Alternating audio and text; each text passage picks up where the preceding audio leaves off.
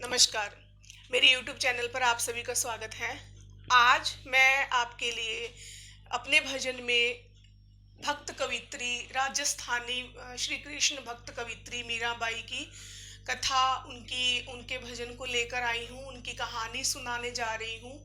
और उसके बाद मैं कुछ वीडियोज़ में इनके भजनों को आपको आपके सामने प्रस्तुत करूँगी और साथ ही साथ मीराबाई के कुछ पदों का भी वर्णन करूंगी।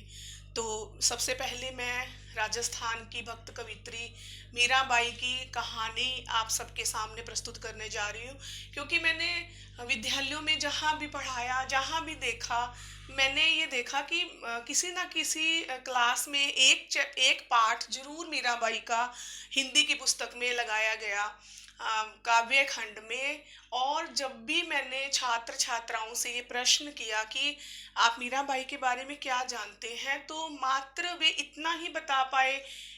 उसमें से भी दो बच्चों का ये जवाब होता था कि हमारी मम्मी ने बताया था कि वे कृष्ण भक्त थी। अधिक से अधिक इतना बोल पाते हैं कि वे कृष्ण से प्रेम करती थी।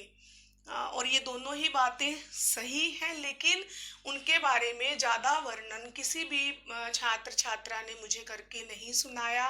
तो मैंने उन्हें भी कहानी सुनाई है और आज मैं अपनी वीडियो में भी उनकी कहानी सुना रही हूँ। मेड़तिया वंश की थी राजस्थान की भक्त कवित्री मीराबाई। राव दूदा इनके दादाजी थे और मीराबाई मेवाड़ के मेड़तिया वंश की थी। और वहाँ पर उनका जो जन्म काल है वे 1573 के आसपास जन्म उनका बताया गया है, लेकिन विद्वान इस पर एक मत नहीं है। विद्वानों में मतभेद है।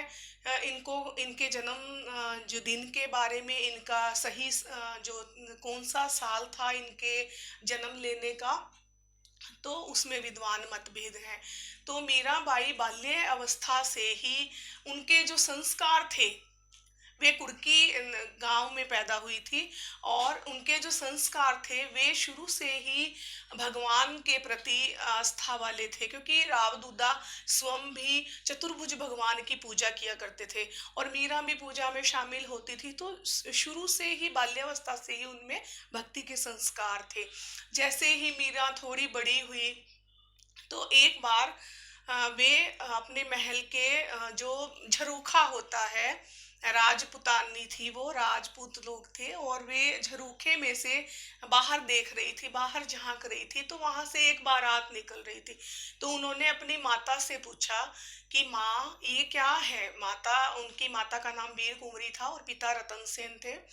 तो माता ने बोला ये बारात जा रही है। तो मीरा पूछती है ये किसकी बारात है, तो और इसमें ये कौन है जो बारात में। तो माता बताती है दूल्हा है। तो मीरा अबोध बालिका थी, उन्होंने अपनी माता से पूछ लिया कि मेरा दूल्हा कौन है। अब माता के पास इस बात का कोई जवाब नहीं था कि तुम्हारा दूल्हा कौन है। तो उन्हें गिरधर भगवान की ही, श्री कृष्ण की ही मूर्ति नजर आई और उन्होंने वही मूर्ति उठाकर अपनी बच्ची के हाथ में थमा दी और बोली कि यही तुम्हारा दूल्हा है। कहते ना, अबोध अवस्था में, बाल्यकाल में हमारी मित्रता, प्रेम वो सच्चा होता है, उसके पीछे कभी कोई स्वार्थ नहीं होता। तो मीरा ने मन ही मन प्रभु श्री कृष्ण को ही अपना पति मान लिया। जब ये थोड़ी युवावस्था तक पहुंचने लगी, उस समय बाल विवाह की भी प्रथा थी।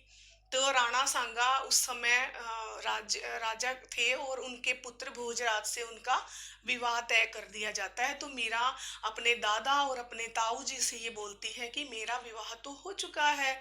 तो राव दूदा जी ने पूछा कि तुम्हारा विवाह किसके साथ हो चुका है। तो मीरा कहती मेरा विवाह तो मेरे गिरधर गोपाल से हो गया, मैं तो इनके साथ परणी गई हूँ, मतलब मेरा विवाह हो चुका है। तो वे हंस पड़े कि ये तो बाल्यकाल की अवस्था की बातें हैं बच्चे, वास्तविकता में तुम्हारा विवाह अभी होना बाकी है। तो उसके लिए हमने तुम्हारा दूल्हा चुन लिया है। तो भोजराज जी के साथ उनका विवाह हो जाता है। विवाह के उपरांत मीरा जब अपने गिरधर गोपाल की मूर्ति को सामने रखकर संपूर्ण टाइम श्री कृष्ण के भजन गाती, उनके पद गाती, तो ये उनकी सास को, उनके ससुराल वालों को, किसी को भी ये पसंद नहीं था कि वो इस तरह से भजन कीर्तन गाए। और एक बार भोजराज घायल हो गए थे युद्ध में, तो जब उनके मरहम पट्टी करने का समय था, उस समय भी मीरा अपने श्री कृष्ण की मूर्ति के समक्ष भजन गा रही थी, उनके पद गा रही थी। तो उनकी सास उन्हें थप्पड़ लगाती हैं और उन्हें कुलनासी और कुछ ऐसे जो शब्द उनके लिए सही नहीं थे, ऐसे कुछ अब्यूज शब्दों का प्रयोग करती है, जो एक स्त्री के लिए शोभा कारक शब्द नहीं है। तो मीरा को बोला जाता है कि तुम्हारे पति को चोट लगी है और तुम यहाँ पर बैठी मूर्ति के सामने भजन गा रही हो। लेकिन मीरा ने उनकी सेवा शुश्रूषा की, और वे उनके पति जरूर समझते थे, अवश्य ही समझते थे वे उनकी भक्ति भावना को, तो उन्होंने इसमें कभी भी बाधा उत्पन्न नहीं की। लेकिन विवाह के उपरांत कुछ समय के बाद ही उनके पति का देहांत हो गया और मीरा वैधव्य को प्राप्त हो गई। और उस समय इतनी यातनाएं और कष्ट सहते सहते मीरा के जो भक्ति के जन्मजात संस्कार थे, वे ही उबर गए और वे श्री कृष्ण की भक्ति में ही पूर्णतया लीन हो गई। और उस समय के सामाजिक कुरीति के अनुसार मीरा को विधवा होने पर एक स्त्री के ऊपर जैसे दुर्व्यवहार किया जाता था, प्रहार किए जाते थे, उन्हें भी काल कोठरी में डाल दिया गया। और काल कोठरी में रहते रहते ही वे युवा हो गई, बड़ी हो गई। और जब उन्हें बाहर निकाला गया, उस समय उन्हें उनके जो जेठ थे वो नहीं चाहते थे कि मीरा का कभी दूसरा विवाह की, क्योंकि राजपूतों में तो वैसे भी प्रथा नहीं होती है कि उनके पुनर्विवाह किया जाए।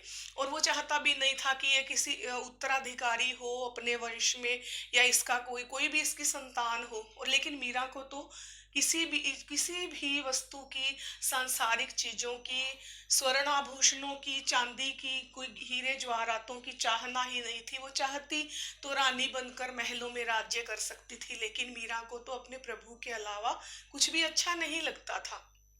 तो मीरा बड़ी हुई, और राणा ने, जो उनका जेठ लगता था, उन्होंने बहुत यातनाएं दी। कभी उनके लिए विष का प्याला भेजा कि वो पी ले, हरि का चरणामृत समझकर इसे पी जाएगी। तो मीरा को उस विष के प्याले में भी श्री कृष्ण ही नजर आए और वह उसे पी गई। और उनका कोई बाल भी बांका नहीं कर पाया। उन्हें उन्हें अंगारों पर चलाया गया, वहां भी श्री कृष्ण की शक्ति से वहां पे फूल बिछ गए। उन्हें तलवार भेजी गई, वो भी फूल माला बनकर उनके गले में आ गई। उनके लिए सांप भेजा गया और वे भगवान शालिग्राम बन गए। तो मीरा कहीं भी श्री कृष्ण की भक्ति से विचलित नहीं हुई। समाज की सारी कुरीतियां, सारे बंधन झेलते हुए, उन्हें सहते हुए, वे अंत में अपनी सास को भी अपनी पक्ष में कर लेती हैं। और उन्हें उन पर दया आती है कि मैंने इसे बहुत कष्ट दिया, और वे कहती हैं तुम अपने मायके लौट जाओ। लेकिन जब वे मायके लौट जाती हैं, वहां देखती हैं उसके माता पिता नहीं रहे, और वे अपनी ताई और ताऊजी के पास जाती हैं, तो वे भी कहीं जा रहे हैं। तो उन्होंने उन्हें वहां से चले जाने का आदेश दिया कि यहाँ सुरक्षित नहीं हो, तुम यहाँ से चले जाओ, ये युद्ध का समय है। और वे श्री कृष्ण जी के द्वारिका की तरफ वे प्रस्थान करती हैं कि वहाँ मंदिर में रहकर भजन कीर्तन करेंगी। और जो वहां पर जाती है, तो वहां भी उन्हें संत साधु जो होते हैं वो रोकते हैं, और ये बोलते हैं कि स्त्रियों का मंदिर में प्रवेश या आश्रम में प्रवेश वर्जित है। तो मीरा उन्हें हंसते हुए कहती है कि मैंने तो आज ही देखा कि परम पिता, परम पुरुष श्री कृष्ण के अलावा भी इस धरती पर कोई पुरुष है, क्योंकि वो अपने प्रभु के अलावा किसी पुरुष को नहीं जानती थी। बेशक वो विवाहिता थी, लेकिन वो नहीं जानती थी। तो उन्होंने जब सबको अंतर ध्यान होकर, सब संत साधुओं को ये बोला कि आप अपनी अंतर आत्मा में झांक कर देखिए, क्या आपको कोई पुरुष दिखाई देता है? जब सभी ने अपना अंतर ध्यान होकर ध्यान लगा कर देखा, तो वे सब आत्माएं थी, फीमेल आत्माएं थी, स्त्रियां थी। और वे अपनी बात पर, अपनी जिद पर शर्मिंदा हुए, और मीरा की बात को मानने पर वे मजबूर हो गए, विवश हो गए। तो उन्होंने वहां उसे भजन कीर्तन करने की अनुमति दी। मीरा वहां पर भजन कीर्तन करती, संतों साधुओं के संग सत्संग करती, गाती थी, बजाती थी बीड़ा। लेकिन जब उनके ससुराल में ये समाचार पहुंचता है कि मीरा इस प्रकार साधु संतों के साथ भजन में बैठती, तो ये वहां पे राजपूत लोगों को गवारा नहीं था। वहां से भी राणा ने उन्हें संदेश भेजा कि वापस लौट आओ, लेकिन मीरा वहां जाने के लिए तैयार नहीं हुई। जब भी कोई उनके पास संदेश आया, कोई उन्हें लौटाने के लिए लेने आया, लेकिन मीरा ने जाने से इनकार कर दिया। और अंत में जब वहां से लोग मीरा को लेने के लिए द्वारिका में आने लगे, तो उन्होंने श्री कृष्ण गिरधर की मूर्ति के समक्ष जाकर रणछोड़ जी के मंदिर में उनसे प्रार्थना की कि हे प्रभु, हे गिरधारी, हे कान्हा, मैं थक चुकी हूँ, अब मुझे अपने पास बुला लो। और कहा जाता है कि कृष्ण की मूर्ति से दोनों हाथ निकल गए और उन्होंने मीरा को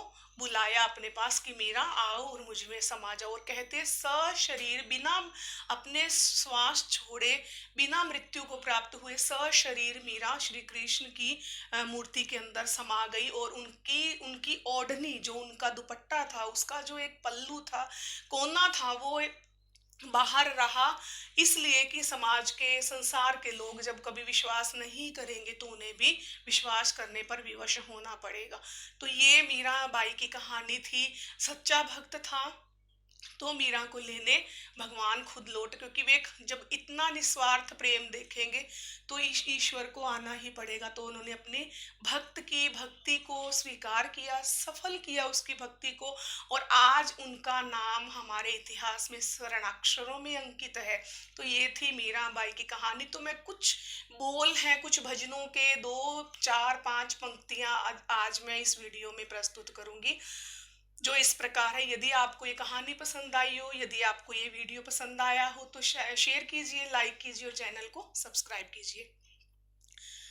छोड़ सब सखियां सहेली, सांवले गुड्डे से खेली, बालपन की प्रीत साची, सांवरे के रंग राची, प्रीत की सच्ची कहानी हो गई। दुनिया से मीरा बेगानी हो गई, सब राज रंगों से परे हो, प्रीत की बातें करी, माने ना जग की रीत को, ढूंढे वो मन के मीत को, रिश्ता नया रचने लगी।